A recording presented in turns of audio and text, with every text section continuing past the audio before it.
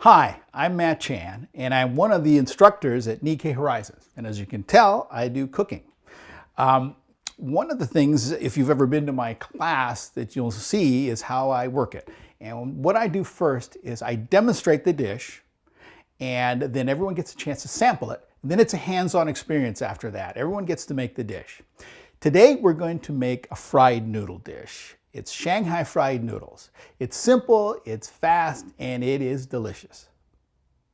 Now, most Asian cultures have a fried noodle dish. In Japan, you have yakisoba. Korea, you have japchae. In Thailand, you have pad thai. In China, there's a number of fried noodle dishes, and they're sort of regional. Most of you are familiar with chow mein. That's a Cantonese version, or southern China. What we're doing today is Shanghai fried noodles. It's a thicker, richer type of noodle. It's chewier. But the one thing that all the Chinese fried noodles have in common is that they're wheat flour based.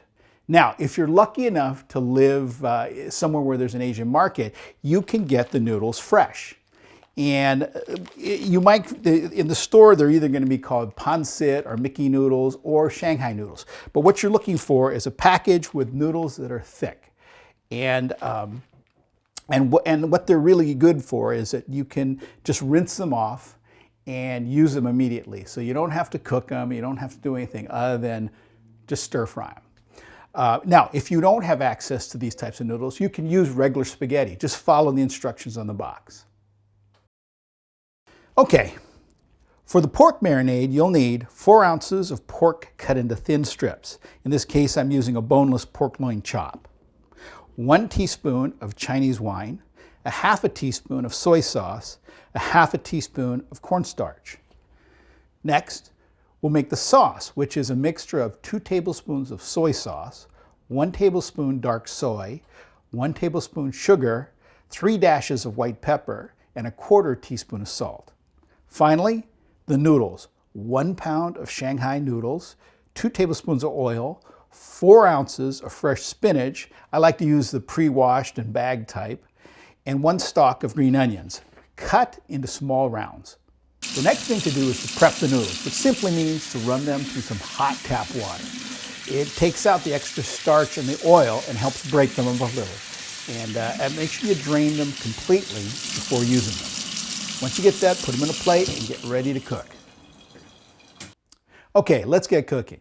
One of the things that you're going to find if you take one of my classes is there's no measuring or cutting.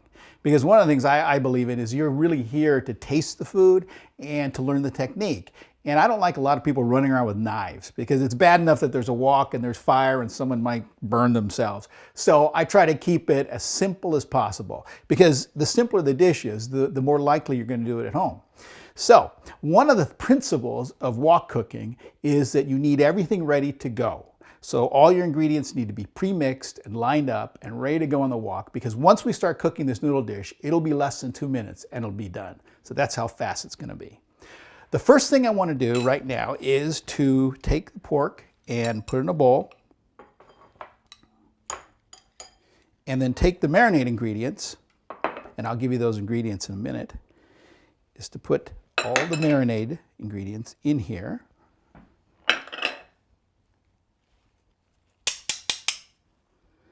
And then mix it up.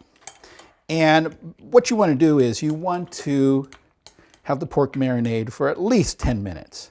It's just so the meat can absorb the flavor. Now this pork is thinly sliced, so there's not a whole lot of, I guess, protein for the marinade to percolate in. So that's it. That's the first step. Okay, so we've got all the ingredients we're going to need lined up. We've got the pork that's been marinated. We've got the sauce that I've mixed. We've got our noodles that have been rinsed and washed and drained. We have our spinach and the final step, the green onions. And of course, we have oil here.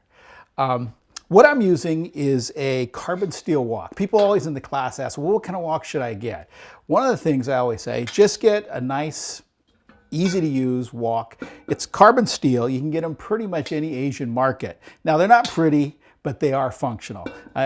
People get the non-stick ones, which are okay, but one of the problems is cooking with a non-stick wok at these temperatures, the coating will eventually flake off. So that's the last thing you want, is plastic in your food. And once you season these, it's like a cast iron skillet. Nothing sticks to it, and they're relatively easy to clean. What you want to make sure you never do is use detergent to clean it. Just use hot water, scrub it out, give it a coat of oil, and dry it to make sure it's dry when you put it away, or it will rust. Now, people also have tried the stainless steel woks. Those are okay. But again, they're not going to be as easy to clean, and the food will stick to them. So you're going to end up using more oil. Okay? So we're going to go ahead and fire this up. We'll let the wok get pretty warm before we put the oil on. Now this wok here is like 25 years old. I'm sure it looks like it, but it's been around for a long time. And so it's sort of one of the most used tools in my kitchen. Okay, so we're going to put the oil in first, probably about a tablespoon of oil. And we'll wait till this oil gets pretty warm and starts shimmering a little bit. You don't want it to get smoking. Now, I'm using canola oil. So the two choices really for me are canola and peanut oil. Peanut oil has a higher smoking temperature than canola, but canola is pretty much up there, and I think it's a little bit healthier for you. Because the idea is cooking, again, at these temperatures, you don't want a bunch of smoke coming out before you're ready to cook. So this thing looks pretty good. Let me see. I'm going to go ahead and put the pork in. And what you want to do is just spread it out to a single layer first. You don't want to start smashing it and stirring it around just yet. What you want to do is let it brown a little bit. And that just takes a couple of seconds. And you can take a look at it and it'll start browning up. Then you can go ahead and start stir frying it. And what you want to do is you want to stir fry this until it's just about done. Most of the pink is gone.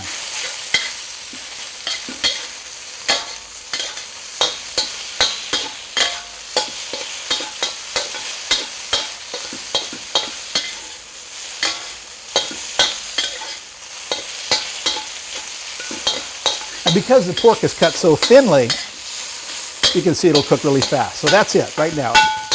That part's done. And what I'm going to do is pull it out and put it on a plate.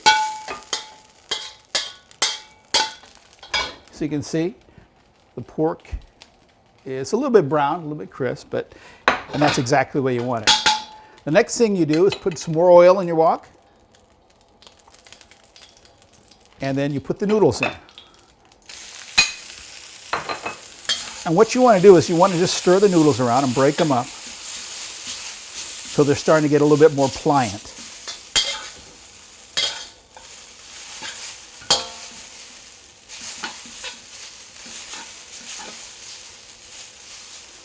Then go ahead and give your sauce a little bit of a stir because there's a lot of sugar in it, and that's what makes it sweet. And that's one of the things that Shanghai food is a little bit sweeter. Now, when you add the sauce to a hot wok, add it from the outside. So you want to spread it around the outside of the wok so it chars and caramelizes a little bit quicker than you do if you just dumped it all in the middle. Now you take that and go ahead and stir it around until the sauce has coated all the noodles.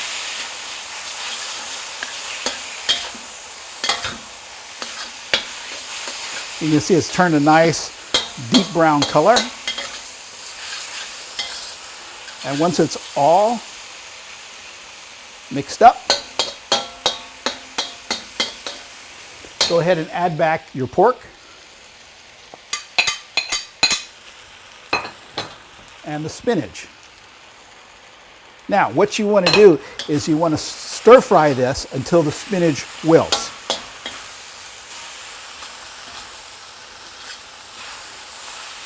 Now, this is why when you have a wok, try to get a wok that's as big as you can handle because it gives you more space, gives you a little bit of a better ability to keep your kitchen clean without a lot of splatter.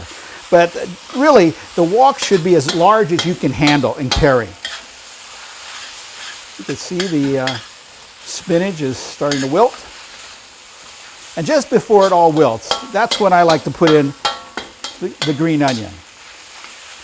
Because you want to keep the green onions as fresh looking as possible. You don't want them to cook down because it's part of the texture and part of the look of the dish.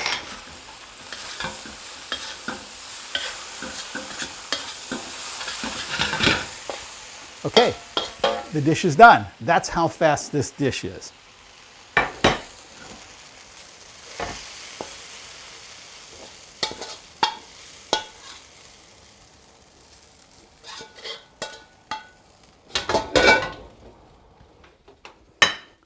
Make the dish look a little bit prettier. And that's it, Shanghai fried noodles. Okay, now for the test to see how this thing tastes. It looks great. We'll have to always sample this. This is the best part of the classes.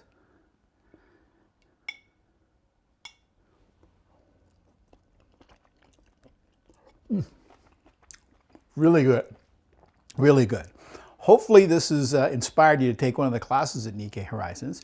If you want the recipe, go to the website and you can download it there. Thanks for joining me today. Hope you come out to one of my classes. And I'm Matt Chan. Thank you. And this is Cooking with Nikkei Horizons. Thanks.